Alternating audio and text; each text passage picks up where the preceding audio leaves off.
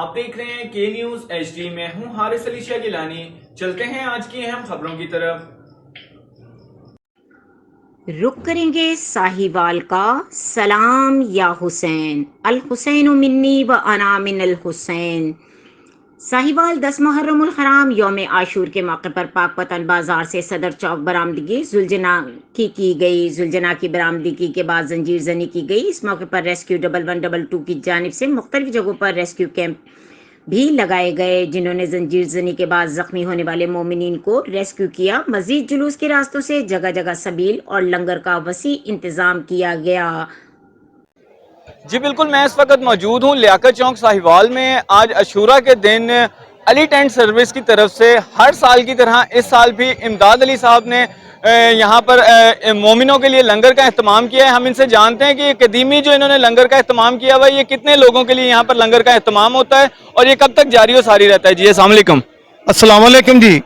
ندیم امداد بھائی بتائیے گا کہ یہ لنگر کب سے چل رہا ہے اور یہ کب تک یہاں پر جاری رہے گا؟ سر یہ ہمارا انشاءاللہ 30 سال سے ہم دے رہے ہیں جی لنگر۔ یہاں پر لیاقت چوک میں ہم تقریباً 2000 آدمی کے لیے لنگر لاتے ہیں اور بٹھا کر لنگر کرواتے ہیں لوگوں کو پرسکون۔ شام عشاء تک ہمارا یہاں پر لنگر جاری رہے گا۔ تو مزید اس کے علاوہ یہاں سے جو 1 محرم سے 9 محرم تک آپ کا کیا اہتمام ہوتا ہے؟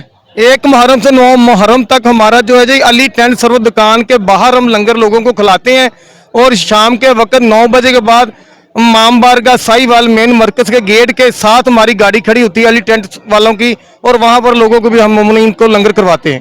جی یہ تھے ہمارے ساتھ امداد علی بھائی، جو بتا رہے تھے کہ پچھلے 30 سال سے لنگر جاری و ساری ہے، اور 1 محرم سے 9 محرم تک امام بارگاہ قصر بطول کے باہر ان کی گاڑی کھڑی ہوتی ہے جو کہ لنگر تقسیم کرتی ہے۔ جی میں اس وقت اس خیام گاہ کے نزدیک موجود ہوں جہاں پر جلوس اپنے روایتی رستوں سے ہوتا ہوا رات 10 بجے کے قریب یہاں پر خیام میں اختتام پذیر ہوگا۔ مزید خبروں اور اپڈیٹس کے لیے ہمارے ساتھ رہیے گا، تب تک کے لیے اپنا خیال رکھیے گا۔ اللہ حافظ۔